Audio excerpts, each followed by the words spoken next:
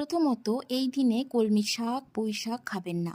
রথের দিনে এই শাক খেলে জগন্নাথদেব কুপিত হন, তাতে সংসারে অশান্তি নেমে আসে।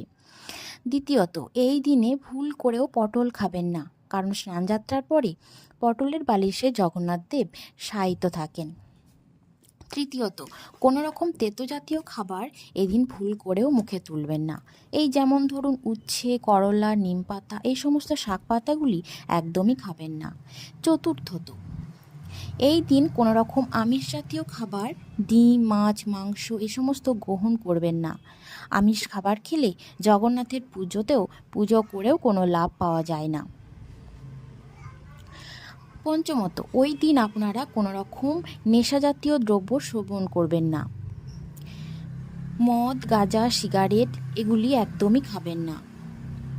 তো বন্ধুরা, কেমন লাগলো আমার এই ভিডিওটি তোমরা অবশ্যই